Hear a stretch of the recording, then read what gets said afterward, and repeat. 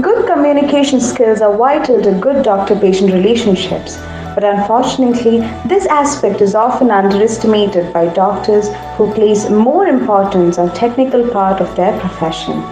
In today's time, when doctor patient relationship is undergoing severe strain, communication skills become all the more important.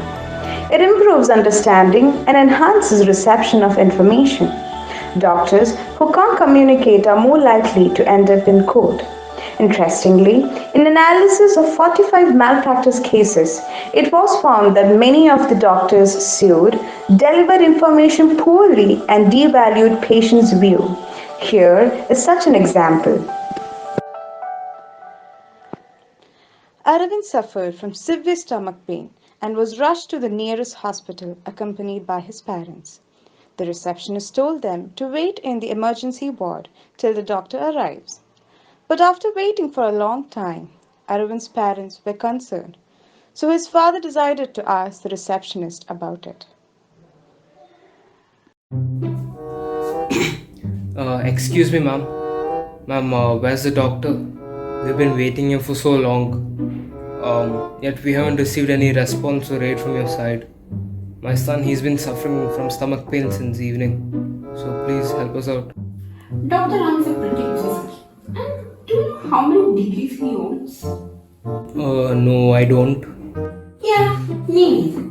He barely gets time to speak to us, and you can ask that when we ask. And I'm sure that he has. See, ma'am, you have to understand. My son, he's very sick and he requires immediate medical attention. Okay, and he's my only child. I cannot see him in pain. So please try to understand.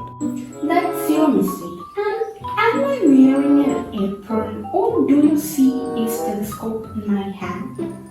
No. Then I guess you have to wait for the doctor. And I've seen worse cases. And please don't use my time. Due to the negative response from the staff, the family decided to wait for the doctor anyway. After some time, the doctor finally arrived. Doctor enters the reception. How many surgeries today? Doctor, about that is patient in the emergency ward and they are waiting for a while. Yeah, finish it quickly. Tell the others to get ready for the procedure. Doctor approaches the family of three. You can see the son is still suffering from intense pain. What's the problem? So my son, he's been having really bad stomach pain since evening. Let me have a look. Doctor recklessly palpates the McBurney's point. This is acute appendicitis. We'll have to go for surgery. Pay the advance at the counter. We'll do it tomorrow. You'll have to stay here today. If you don't like staying at the hospital, there's a hotel nearby. Doctor, are you sure about this? Don't you want to check him again for some other symptoms or something just to be sure about it? Are you really questioning me? Do you know how many patients I see on a daily basis? Think about it. Anyways, I'll give you time to think, but please make it quick. Doctor walks away to discuss something with his junior doctors. What did he say? Best. I thought the receptionist was bad. Yendure jaadiyalku. So this guy is even worse. Well, he has a huge reputation. Eddie, what reputation and all? That reputation and all for some bad behavior only. You saw how careless he was? Like he just came, he kept his hand in the stomach, rubbed, finished. He says, acute appendicitis. And what, he's so arrogant. Such an arrogant prick he is. It pains. Feels like I am about to give birth. Can we just go to another hospital? I don't like this doctor. Oh, sure. We'll go to another hospital, okay? Son or daughter, what should I call you? Like you have given birth before, yeah? Seriously? No? Of all the time? Eddie, I was just trying to lighten up the mood. I'll go and tell him, we'll go for the second opinion on this. I don't think this is right. Father walks to the doctor who is busy talking to his colleagues. Excuse me, doctor. Doctor, we thought about it. Yeah, I don't think it's a good idea. We'll be going for the second opinion on this. Mr. Patel. Mr. Patel, can we talk in private? Appendicitis can get really complicated. If your appendix bursts, the lining of the abdomen can be infected with bacteria and it could get worse. You could even lose your son. No, doctor. I think I would be going for another opinion. Sure. You might regret this decision later in your life.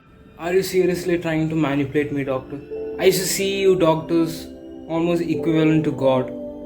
But then now I think that some of them are just arrogant, narcissistic maniacs.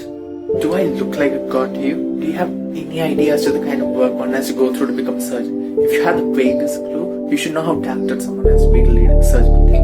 And you just embarrass me in front of mine.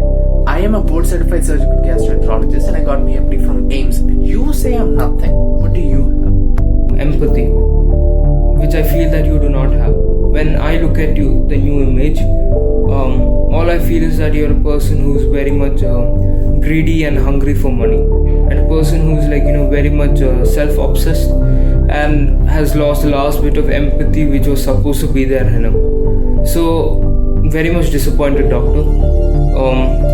So thank you. Goodbye. I hope to never see you again.